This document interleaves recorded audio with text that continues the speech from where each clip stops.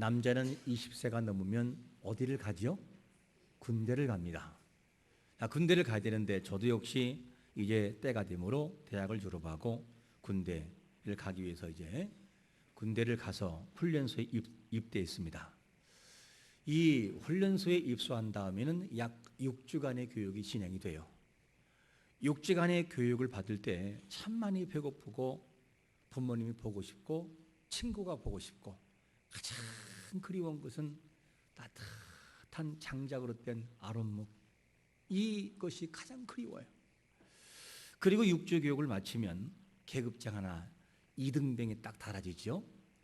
그리고 난 다음에 이 계급장을 달면서 부모님들을 초청하고 친지들을 초청해서 사열대를 중심으로 해서 모든 6주간에 배운 것을 함축적으로 시범을 보여요.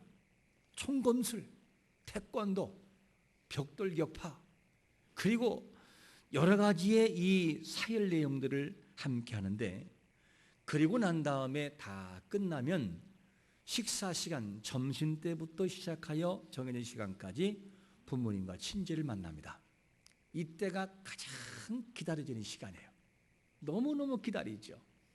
그리고 이제 다 끝난 다음에 각자 부모님들이 사람들을 만나요. 서로 부둥켜 안고 너 훌륭하다, 멋있어졌다, 충성, 멸공, 그러면서 막 인사지요.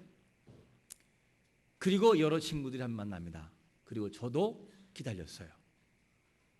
근데 저희 부모님 오지 않는 거예요. 다 왔는데 부모님 보이잖아요. 너무 실망을 해서 있는데 누가 저를 불러요. 저 멀리에서 보니까 동네 형님이 왔더라고요. 그걸 보는데 눈물이 벌컥 나왔어요. 마음속에 눈물이 나왔어요. 그리고 저도 모르는 사이에 울고 있는데 형님이 어찌할 바를 몰라요. 사실은 제가 눈물 흘린 것은 부모님이 안 왔다고 울리는 것이 아니고 너무 반가워서 흘렸는데 저에게 설명해 주었어요. 부모님 못 오신 이유는 갑자기 시골의 전사님이 돌아가셔서 장례 때 못 왔다, 이거를 설명해 주는 거였어요. 그리고 제가 그것을 이해한 적이 있었습니다. 여러분, 아들이 아버지를 더 기다렸을까요? 부모가 자식을 더 기다렸을까요? 부모가. 물론 서로의 기다림은 굉장히 짙겠지요. 하지만 정말 기다린 것은 부모의 마음이었어요. 핏덩이 같은 아들을 보내놓고 더 기다린 것이 자식보다는 부모의 마음이 더 강렬해요. 그러면 우리가 이 말씀을 기억하면서 이런 질문을 할 필요가 있어요. 우리의 열심과 열정이 하나님의 열정보다 앞설까 하는 것입니다. 우리가 구원받기 위해서 하나님께 드는 열정과 우리를 죄인을 회개시켜 천국으로 들어보내시기 위해서 우리를 바라보시고 우리를 만드신 하나님의 열정이 클까? 이거는 하나님의 열정과 우리 열정은 비교가 되잖아요. 그 내용과 증거를 어디서 볼 수 있냐면 에베소서 1장 4절과 5절에서 뭐라고 말씀하고 있냐면 이렇게 말씀하고 있잖아요.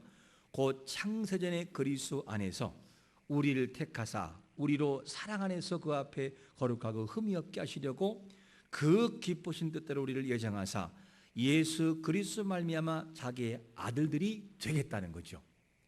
이 내용을 바라보면 우리가 있기도 전에 하나님의 열심은 시작되고 있었어요. 내가 예수를 믿어 주여라고 하기 전부터 이미 하나님의 열정은 창세전부터 여기까지 흘러왔다 그 말이에요. 여러분, 이 열정과 우리 열정과 어떻게 비교가 되겠습니까?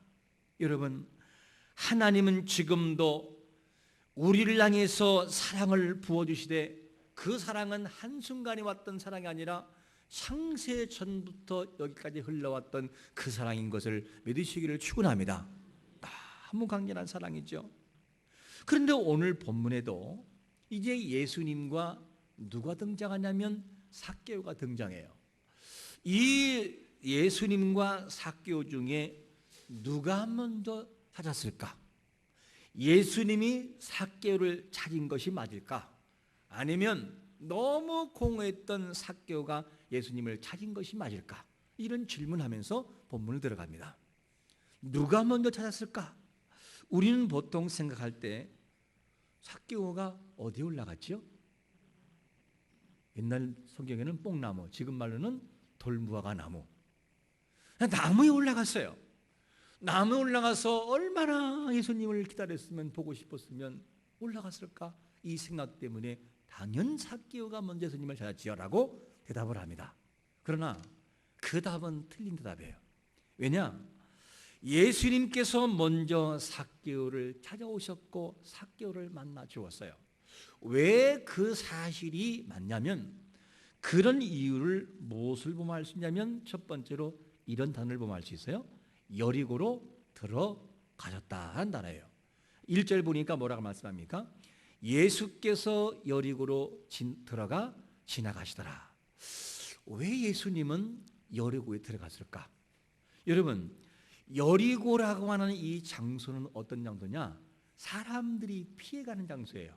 왜냐? 강도가 많이 출현하는 장소이기 때문에. 그 여리고는 강도들이 많고 사람들이 피해가는 장소인데, 그런데 왜 예수님은 그곳을 지나가셔야만 됐는가 하는 거예요. 예수님은 이 지나가는 장면이 고의성이 있어요. 분명 그분은 피해갈 수 있어요. 그런데 그 지역을 피해가지 않고 그곳을 일부러 지나가셔요. 그러면 예수님이 여리고 지역이 위험하다는 사실을 모르고 있었을까? 알고 있었어요. 하나님 자신이신 예수님, 그리고 삼위 하나님은 어떤 분이시냐? 시편 139편 1절과 2절에서 이렇게 말씀하죠. 같이 한번 읽어보겠습니다. 시작. 여호와 주께서 나를 살펴보셨으므로 나를 아시나이다. 주께서 내가 앉고 일어섬을 아시고 멀리서도 나의 생각을 밝게 하시오며. 하나님은 인생들을 뭐하냐? 살펴보심으로 안다는 거예요. 우리의 내면 전말을 다 알고 있다는 거죠. 두 번에 반복해요.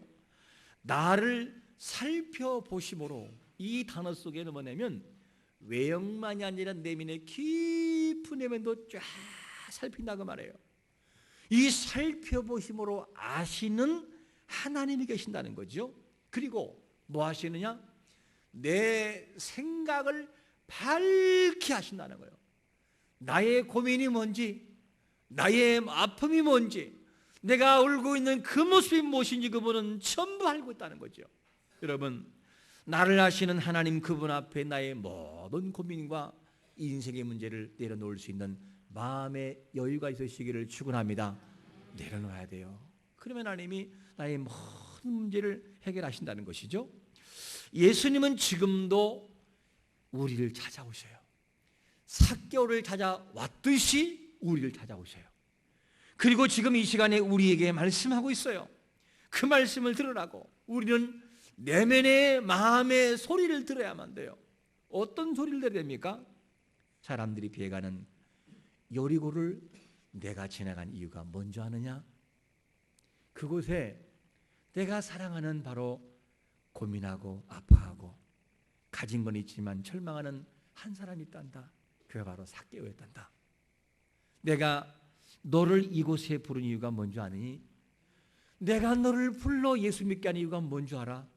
내가 너를 알고 있고 너의 고민과 너의 아픔을 알고 있기 때문에 때가 되면 너를 불렀단다. 이 소리를 듣고 그 마음을 알아야 돼요. 내가 너를 얼마나 사랑한 줄 아니? 내 사랑하는 아들 예수 그리스도를 십자가에 못 박은 것을 보면 너는 알 수 있지 않겠느냐? 그거를 보아라. 내가 너를 얼마나 사랑하는지 보아라. 이거를 주님의 그 마음과 마음의 소리 들려오는 음성을 들어야만 됩니다. 주님은 여리고를 피해갈 수 있었어요. 여리고가 아니라 그냥 돌아도 편리하게 가는 곳으로 갈 수 있었어요. 그런데 왜 꼭 주님은 여리고를 들어가셔야만 됐는가 하는 거예요. 여러분, 주님께서 우리를 만나시고 사건과 사고와 다양한 것을 통해 만나시는 것은 하나님의 의도가 있는 것을 알아야만 돼요. 그 사건과 사고와 모든 과정을 통하여 하나님을 만나게 하시는 그분의 의도가 있다는 것이죠. 이걸 아는 것이 참 중요합니다. 예수님이 삭개오를 잘 아신다는 것을 어디를 보면 알 수 있냐면 누가복음 19장 2절에 보니까 이런 말씀을 하잖아요. 삭개오나 이름하는 자가 있으니 세리장이 또한 뭐라고요? 부자라는 거예요. 여러분, 저자가 삭개오를 소개하고 있는 것은 저자가 아는 것만이 아니라 저자의 입술을 통하여 하나님의 그 마음을 대변해 주는 거예요. 그러니까 하나님은 누구냐면 삭개오가 주님을 몰라도 주님은 그의 모든 걸 알고 있다는 거죠. 여러분, 삭개오가 어떤 사람이었습니까? 세리장이에요. 세리장. 세리장 그러면 우리는 성경에서 세리세리 하니까 그냥 별로 안 중요한 직이라고 생각하는데 이 세리장은 굉장히 높은 직급이에요. 무슨 말이냐? 세리들을 관리하는 장이라 그 말이에요. 그러면 지금으로 말하면 어느 정도의 직급이 될까? 세무국장 정도. 여러분, 세무국장 파워가 보통이 아니에요. 이런 정도의 사람이었는데 그것 때문에인지 또한 그것 때문에 그는 부자였어요. 자, 그러면 이렇게 부자였는데 그런데 그의 마음속에는 항상 공허해요. 왜 그러냐? 관계가 깨져버렸어요. 자기 동족에게도 무시당하고 자기 동족에게도 손가락질 당하는 세리라고 하는 그런 사람이었어요. 이 모습을 통해서 이 세리장 삭개오는 사람 자기 동족과 함께 관계를 맺지 못하는 사람이 되고 말았어요. 왜냐? 그의 직업이 그랬어요. 자기 민족에게 세금을 걷어. 그것도 세금을 몇 배로 더 둔갑시켜서 일부는 자기 거로 취하고 나머지는 세금을 바쳐버리니까 좋게 볼 리가 없었어요. 이게 세리장 삭개오였습니다. 여러분, 참 지금의 시대와 우리의 시대와 다른 것이 뭐냐면 과거에는 그래도 정이 있었어요. 정이. 한 방에 대여섯 명이 같이 살아도 그 속에 사랑이 있고 정이 있고 그리고 배려가 있었어요. 서로가 이불을 덮고 끌어가도 배려가 있었어요. 그런 사랑 있는 장소였는데 지금은 배려가 없어요. 자기 동족이라고 봐주지 않고 가족이라고 봐주질 않아요. 그래서 지금의 시대는 가족이라 할지라도 나에게 유익이 되면 그거를 배신해버리고 팽개쳐버려요. 와, 무서운 시대예요. 오직 하면 부모님들이 이런 말을 하잖아요. 밤에 오는 자식이 두렵습니다. 왜? 부모를 해하고 다른 것을 빼앗아가니까. 이것이 지금의 시대예요. 이 당시에도 삭개오는 민족이라는 공동체 안에 들어있지만 삭개오는 외면된 삶을 살아갔어요. 알아주지를 않고 그를 무시하고 손가락질을 받는 삭개오. 이게 그의 모습이었지요. 그래서 소유한 것은 많았으나 마음에 공허함은 삭개오. 정말 명예는 있으나 사람들이 알아주지 않는 명예, 이게 삭개오의 삶이었어요. 그러니까 그는 늘상 사람이 그립고 만나고 싶은 사람이죠. 이게 삭개오의 모습이었습니다.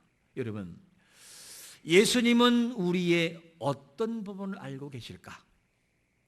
예수님이 여리고를 지나가시면서 삭개오를 만날 때 만나기도 전부터 그를 논하고 그가 누군지를 알듯이 예수님은 우리의 전반적인 부분을 알고 있다는 거예요. 어떻게? 살펴보심으로 손의 손바닥을 바라보니 정확하고도 정밀하게 알고 있다는 거죠. 이게 예수님이십니다. 이렇게 하시는 주님께서 나의 모든 고민과 나의 모든 눈물과 내 인생의 최고의 고민도 정확하게 알고 있으며 답까지 같이 갖고 있는 것을 믿으시기를 축원합니다. 그분을 만나면 나의 고민이 해결이 돼요. 나는 해결할 수 없지만 그분은 모든 것을 해결할 수 있어요. 그런데 삭개오의 마음속에도 그분을 보고 싶었어요. 왜? 이미 하나님의 능력이 삭개오의 마음속에 뭔가를 줬다 그 말이죠. 성령께서. 그러니까 삭개오가 예수님을 만나고 싶어서 무리 속에 들어갔지만 삭개오의 약점이 뭐죠? 키가 작다는 거예요. 그러니까 그 예수님을 볼 수가 없었어요. 약점 때문에. 근데 그 약점을 초월하여 삭개오가 막 뛰어가서 어디로 올라가지요? 오늘 본문 19장 4절에 보니까 이렇게 말씀하잖아요. 앞으로 달려가서 보기 위하여 돌무화과 나무에 올라가니 이는 예수께서 그리로 지나가시게 되미로라. 지나가는 것을 알고 예수님을 만나시고 싶은 이 마음 때문에 나무에 올라갔어요. 그런데 이 성경에 성문화된 이 글을 한번 현장으로 그림을 그려보세요. 사람들이 많이 막 모였어요. 예수님이 워낙 유명하니까 뭐 자리가 없을 정도로 비집고 들어갈 수 없는 장도로 사람들이 몰려들어요. 그런데 삭개오가 아무리 점프를 해봐도 잘 볼 수 없어요. 왜? 적으니까.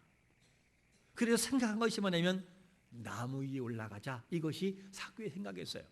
그러면 나무 위에 올라간다라고 할 때 어른이 나무 위에 올라가요? 애들이 올라가요?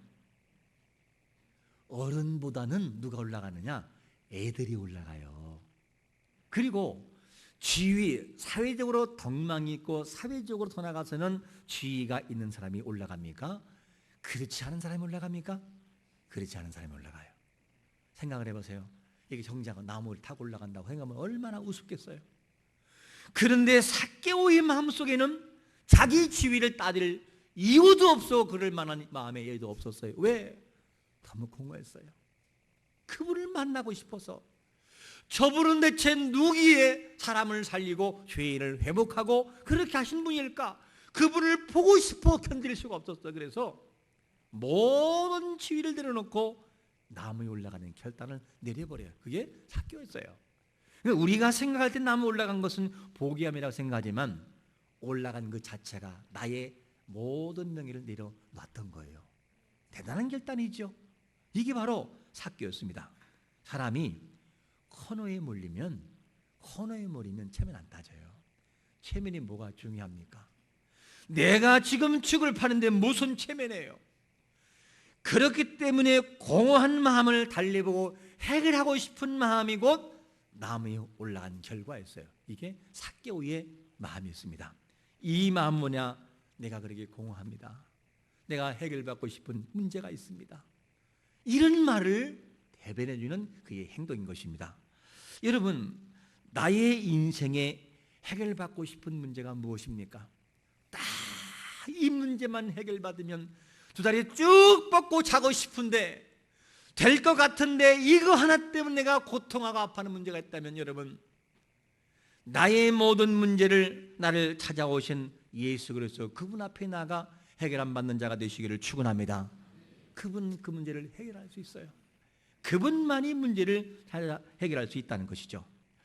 이렇게 해서 예수님은 유대인들만 선택한 것이 아니라 우리 자신도 선택해서 행복하게 만들어 주시기 위한 그분의 사랑과 목적이 나에게 지금도 오고 있다는 것이죠. 그걸 아까 질문이 뭐였냐면 누가 선택했는가? 예수님이 삭개오를 선택했는가? 삭개오가 예수님을 선택했는가? 이 질문이었어요. 답이 뭐라고 했습니까? 예수님이 했다고 했어요. 뭘 볼 때? 여리고로 들어가시는 걸 볼 때. 또 한 가지 증거가 있는데 두 번째 증거는 뭐냐면 예수님이 삭개오를 찾아왔다는 것이 증거입니다. 자, 한번 5절 말씀 보니까 뭐라고 말씀하냐면 예수께서 그곳에 이르사 쳐다보시고 이르시되 삭개오야 속히 내려오라 내가 오늘 내 집에 유하여 하겠다 하시니 삭개오는 예수님을 보고 싶은 마음이 너무 간절했어요. 너무너무 간절했어요. 왜? 소문을 알고 있으니까. 그러니까 이 삭개오는 예수님을 보는 것이 최고의 해결책이었어요. 그런데 이 삭개오를 바라보실 때 뭐라고 말하냐면 삭개오가 예수님을 부른 것이 아니라 예수님이 삭개오를 불렀어요. 사람들은 관심이 없어요. 삭개오가 나무에 올라가든 말든 관심의 대상이 아니에요. 비록 삭개오가 눈에 보였다 할지라도 그는 죄인이고 손가락질한 사람이기 때문에 무관심해요. 그런데 그 길을 지나가시는데 얼마나 사람들이 예수님 주여 했겠어요? 생각을 해보세요. 그 많은 사람들이 병을 치유받기 위해서 얼마나 그분을 불렀겠냐고요. 그런데 예수님의 시선이 누구한테 가느냐? 다 나무 위에 있는 삭개오에게 집중돼 버려요. 삭개오야, 속히 내려와라.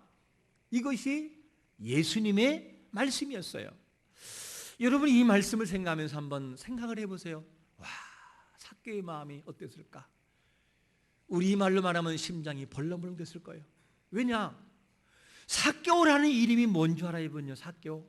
삭개오라는 이름은 청결한 사람 또는 의로운 사람, 그런 뜻이에요. 그의 부모가 삭개오의 이름을 지을 때 너는 청결하게 살아라, 너는 의롭게 살아라고 이름을 줬지만 그의 삶은 그렇게 살아갈 수 없었어요. 너무나 미움을 받고 손가락질 당하고 의로운 자가 아니라 불의한 자라는 삶을 그는 살고 있었어요. 그게 바로 삭개오의 모습이었어요. 근데 그 예수님께서 그를 부를 때 의로운 자야, 속히 내려와라, 이 말을 하신 거예요. 이 말할 때 얼마나 가슴이 두근거렸을까? 아무도 자기를, 삭개오를 진심으로 불러주지 않는데 예수님 그분만큼은 삭개오야 내려와라라는 그 사랑의 마음을 가지고 불러주니까 삭개오의 마음이 감동이 안 되겠습니까? 여러분 영국에 갔는데 영국의 왕이, 나는 그 왕의 이름조차 잘 모르는데 나를 향해서 홍길동아 잠시 와라 그러면서 왕이 부른다면 얼마나 놀랄까? 얼마나 놀랄까? 설마 예수님이 자기 이름을 알지를 몰랐을 것, 삭개오는. 그런데 다정하게 부르시면서 삭개오야 속히 내려와라, 이 말 속에 주님이 하고 싶은 마음이 다 담겨 있어요. 여기에다가 하신 말씀이 뭐냐면 내가 오늘 내 집에 유하야겠다. 이 유한다는 이 원문의 뜻은 무슨 말이냐면 이런 뜻이 담겨 있어요. 옷을 벗고 하룻밤을 잔다라고 하는 개념이 유한다는 개념이에요. 이 말은 무슨 말이냐? 사람들이 손가락질을 하고 사람들이 무시하고 알아주지 않는 그 삭개오 한 사람을 예수님께서는 만나시기 위하여 위험한 여리고를 지나가셔요.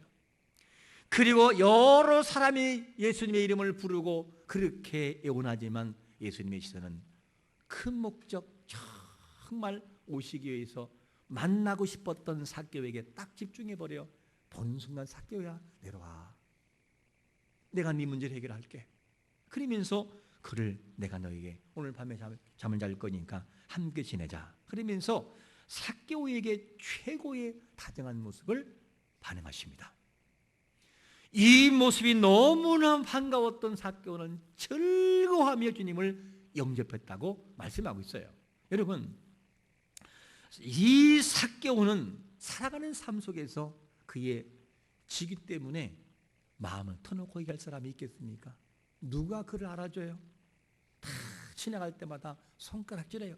돌을 안 던지면 다행이에요.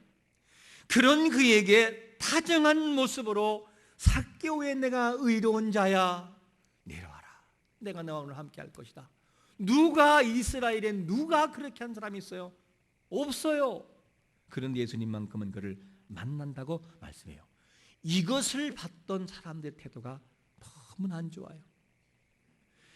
이 태도가 누가복음 19장 7절에서 뭐라고 말씀하죠? 뭐 사람들이 보고 뭐 한다고요? 수군거려. 이게 무슨 말이죠? 자기들끼리 예수님 예지란데 죄인인 거 모르나? 왜 그랬는데? 몰라. 수군거리는 소리가, 그러면서 막 시끄럽다 그 말이죠. 그런데 예수님은 그 한 번 가졌던 마음을 꺾지 않아요. 반드시 삭개오를 구원하고야 말아요.